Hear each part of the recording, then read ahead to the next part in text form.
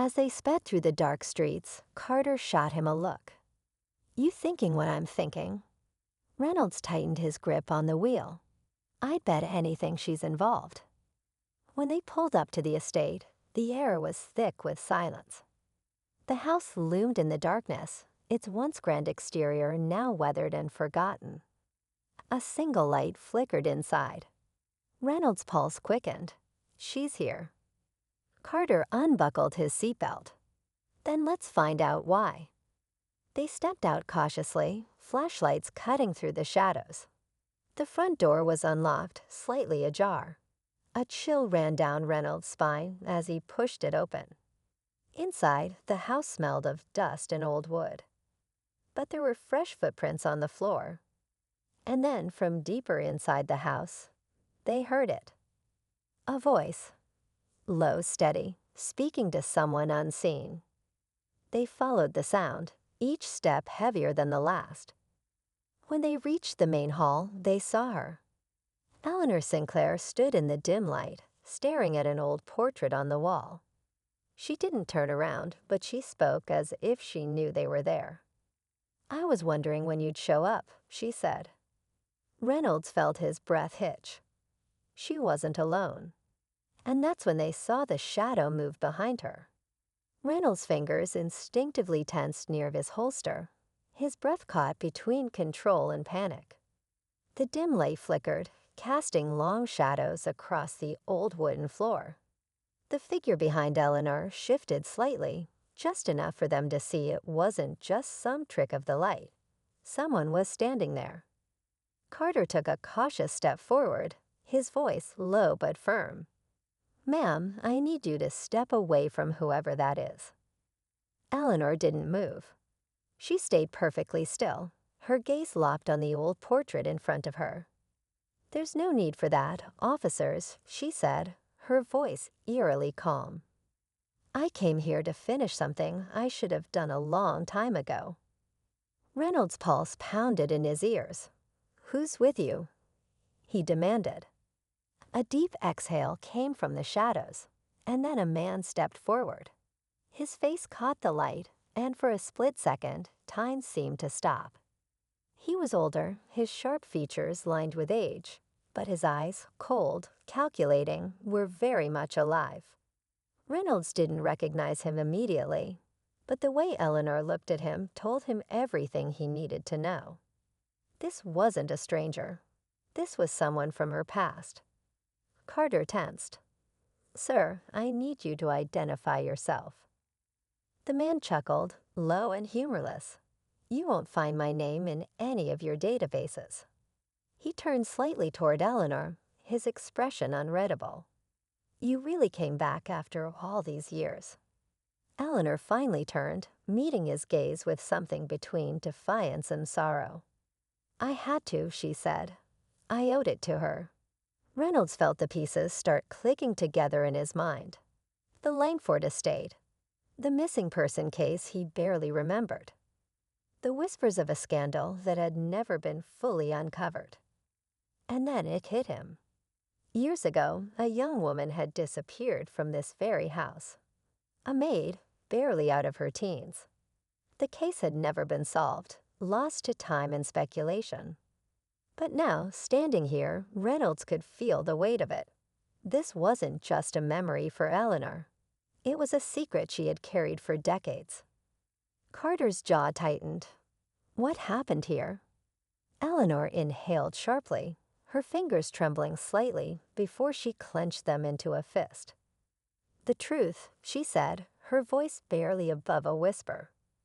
"The truth happened here, and now it's time for it to come out." The man beside her didn't flinch, but there was something in his posture, something uneasy. And then, before anyone could react, he moved. Fast, straight toward Carter. Carter barely had time to react. The man lunged, his movements swift despite his age. Carter stepped back, reaching for his weapon, but before he could draw it, Eleanor did something neither officer expected. She stepped in front of him. "Stop." Her voice cut through the tension like a knife. The man froze mid-step, his eyes locked onto hers. The rage that had been brewing in his expression flickered, just for a second, into something else. Something almost like regret. Reynolds had his hand on his holster, ready for anything, but he hesitated. Something about this didn't feel like a simple attack. This was personal. Eleanor held the man's gaze, her voice trembling but firm. "I know what you did. I know why you did it. But this isn't the way." Carter straightened, regaining his stance, but he didn't move to cuff the man yet.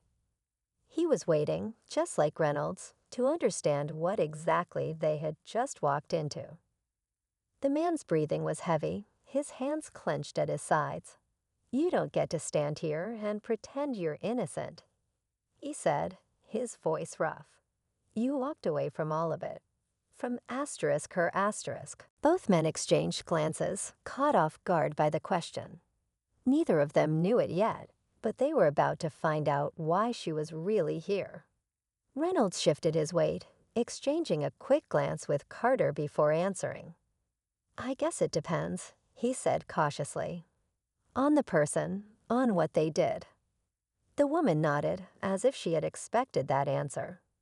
She droned her fingers lightly against the steering wheel, staring ahead for a moment before speaking again. And what if someone did something, because they had no other choice? Carter folded his arms, his curiosity piqued. "Are we talking about someone in particular, ma'am?" She turned her gaze back to them, and for the first time there was something in her expression, something deeper, something unspoken. "Maybe," she said, "or maybe I'm just thinking out loud." Reynolds felt an uneasy feeling creep into his chest. There was a weight in her words, a heaviness that made it clear she wasn't just making small talk. He glanced back at her ID in his mind, remembering her full name. Eleanor Sinclair **, that name carried power. Influence. But there was something else about it, something he couldn't quite put his finger on. Then it hit him. He had seen that name before, but not just in business articles or interviews. He had seen it in an old case file years ago, back when he was still in training. Something about a real estate deal gone wrong. A missing person. A scandal that had nearly ruined a powerful family. The details were blurry, but one thing was clear. Her name had been tied to something far bigger than business. Carter, still unaware of Reynolds' realization, gave a polite nod.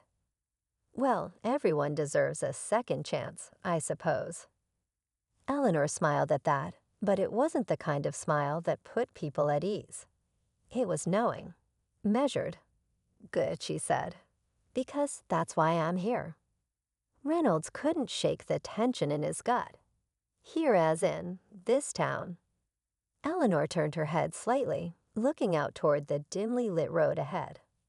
"I haven't been back in decades," she said, "but I never forgot it.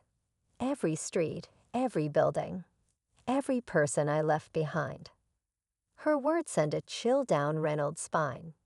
It wasn't just nostalgia in her voice, it was something else. Regret, guilt, or something even deeper? Carter, oblivious to this shift in tone, nodded toward the road. "Well, we won't keep you any longer, ma'am. You have a safe night." Eleanor's fingers tapped against the wheel again, slow and deliberate. She exhaled, then looked at them one last time. "You boys be careful out here," she said. Sometimes the past has a way of catching up when you least expect it.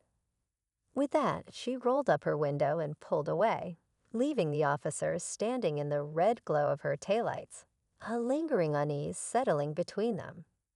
Reynolds watched the car disappear into the night, his mind racing. He didn't know what it was yet, but something told him this wasn't just a chance encounter. Eleanor Sinclair hadn't come back just to take a drive down memory lane. She was here for a reason. And whatever that reason was, it wasn't over yet. The night air felt heavier than before. Reynolds and Carter stood in silence for a moment, both watching the taillights fade into the distance. There was something unsettling about the whole interaction, something that lingered even after she was gone. Reynolds finally broke the silence. You ever hear that name before? Carter shrugged, shaking his head. Not really. Just know she's rich. Like crazy rich. Why? Reynolds hesitated. He wasn't sure how much to say. He barely even understood it himself. I think I saw her name in an old case file once. Something big. But I can't remember the details. Carter raised an eyebrow. You think she was involved in something? I don't know, Reynolds admitted, his mind still turning. But she didn't come back here just for a drive. I could feel it. Carter exhaled, rubbing his jaw. All right, say you're right. What does a billionaire have to do with this asterisk town? Reynolds didn't have an answer. Not yet. But he had a feeling they weren't done with Eleanor Sinclair. That feeling was confirmed less than an hour later. They had just resumed their patrol when a call came in over the radio. Dispatch sounded tense. Officers, we've got a disturbance reported at the old Langford estate. Possible trespasser. No forced entry, but neighbor says they saw someone inside. Owner is out of town. Reynolds' stomach dropped. The Langford estate. He knew that name too. And it wasn't just any house. It was one of the oldest mansions in town, long abandoned, its history tangled with rumors and unfinished stories. He grabbed the radio. Copy that. We are en route. Eleanor's eyes glistened, but she didn't flinch. You think I don't live with that every single day? She said, her voice raw. You think I don't hear her voice in my head? That's why I came back. I have asterisk to set it right. Reynolds' heart pounded as the puzzle pieces finally fell into place. The missing girl. The scandal. The rumors. Who was she? He asked, his voice quiet but urgent. Eleanor swallowed hard before answering. Her name was Margaret. She turned to the officers, her face etched with years of unspoken pain. She was my sister. The words hit like a shockwave. Reynolds' mind spun. The missing girl wasn't just a maid. She was family asterisk. And Eleanor, she had spent her life building an empire while this secret stayed buried. The man, whoever he was, shook his head. She trusted you, he muttered. And you left asterisk. Eleanor took a step closer. I didn't know the truth back then, she said, her voice shaking. But I know now. And I know you had something to do with it. The man tensed, his jaw locking. You don't want to know the truth, he said, his voice low. Eleanor exhaled sharply. I already do. Silence hung in the air. Carter took a cautious step forward. Sir, I need you to turn around. Hands where I can see them. The man didn't resist. He let out a slow breath and raised his hands. But just as Carter reached for his cuffs, the man turned his head slightly toward Eleanor. She was never supposed to be found, he murmured. Eleanor's breath hitched. And then, in a sudden, eerie calm, the man smiled. Check the garden. A shiver ran down Reynolds' spine. Carter pulled the cuffs tight around the man's wrists, but Eleanor? She stood frozen, her face pale, her body rigid. Because she knew exactly what he meant. And as the weight of those words settled over the old house, one thing was clear. The past wasn't done with her yet. The words hung in the air, heavy and unshakable. Check the garden asterisk. Eleanor's hands trembled as she took a slow step back, her breath shallow. Reynolds and Carter exchanged a glance before Carter led the man outside, his grip firm on the cuffs. But Eleanor didn't move. She was still standing in the center of that old house, her eyes distant, lost somewhere between past and present. Reynolds spoke softly. Ma'am, you okay? Eleanor blinked, snapping back to reality. She let out a shaky breath and nodded, but there was nothing steady about her. The garden, she whispered. It was her favorite place. Outside, the night was eerily still. The old Langford estate had been empty for years, yet as they walked toward the overgrown garden, it felt like something had been waiting here all along. Carter stood near the suspect, now seated in the back of the patrol car, his face unreadable. But Eleanor wasn't looking at him anymore. She was looking at the rows of wild bushes, the forgotten patches of roses that had long since wilted. And then she stopped. Her eyes locked onto a spot near the back, where the ground looked uneven, disturbed. She swallowed hard. "It's here," she whispered.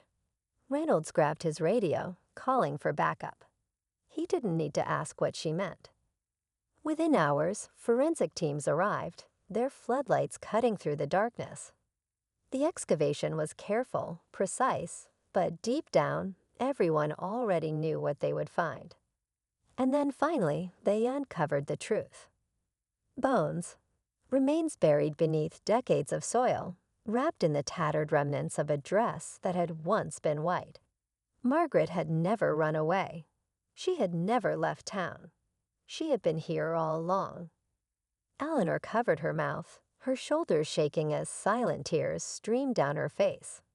Carter exhaled, rubbing his jaw, while Reynolds watched as the past finally came to the surface. The man in the patrol car didn't say a word. He just stared ahead, resigned. His secrets had lasted a lifetime, but the truth had found its way out. It always did. As the night stretched on, Eleanor stood quietly by the garden, lost in thought. She had spent her life building an empire, outrunning the ghosts of her past. But now there was nowhere left to run.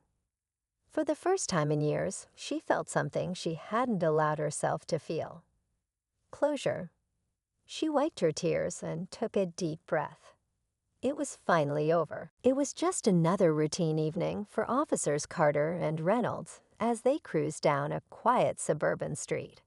They had been on patrol for hours, watching for anything out of place, when a sleek black luxury car rolled past them, going just a little under the speed limit. At first glance, there was nothing suspicious about it, until they noticed the out-of-state plates and a minor issue with a taillight. Standard protocol kicked in. They flicked on their lights, signaling for the driver to pull over. The car smoothly came to a stop. The officers exchanged a quick glance before stepping out, approaching the driver's side with the usual caution. As the tinted window rolled down, they were met with something they didn't expect. An elderly black woman sitting calmly behind the wheel, her eyes sharp, her posture poised. She looked dignified, dressed in a way that spoke of quiet wealth, yet there was an air of warmth about her. "Ma'am, do you know why we pulled you over?" Officer Carter asked, keeping his voice firm but professional. The woman smiled, her expression unreadable. "I assume it's because of the taillight," she said smoothly.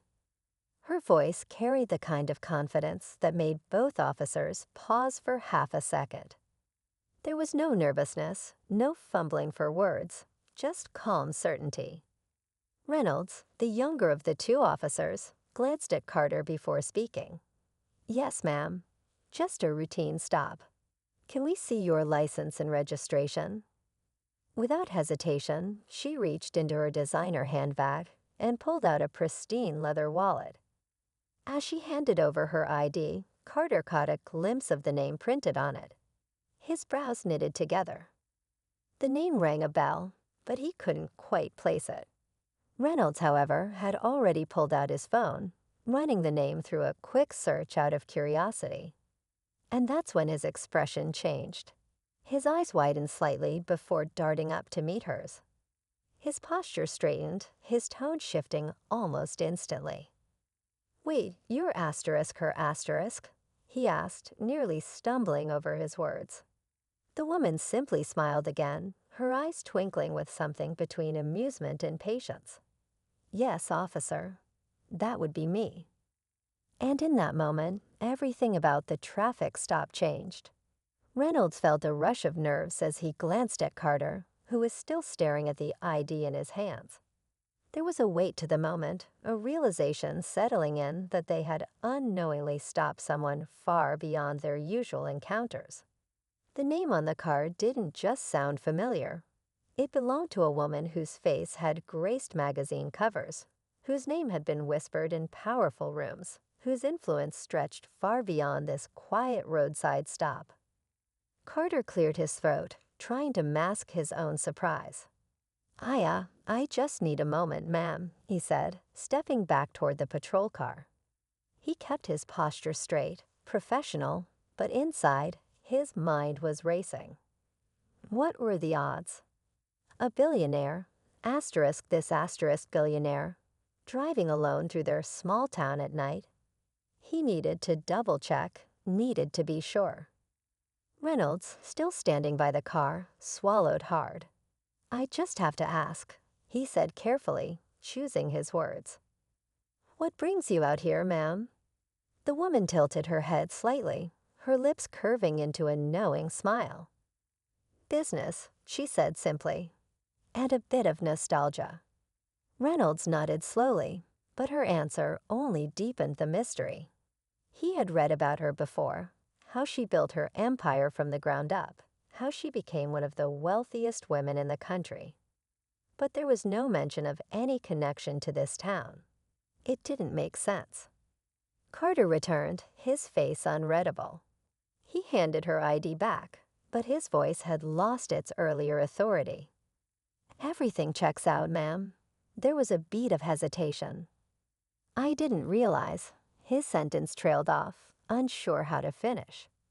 The woman chuckled softly, shaking her head. "It's all right, officer. You were just doing your job." Reynolds exhaled, rubbing the back of his neck. "If you don't mind me asking, why are you driving yourself? No security? No driver?" She looked at him for a long moment before speaking. "Because sometimes I like to remember where I came from." That answer sent a chill through Reynolds. He didn't know what it meant exactly, but he could tell there was a story buried in those words. Something deeper, something she wasn't saying. Carter shifted uncomfortably.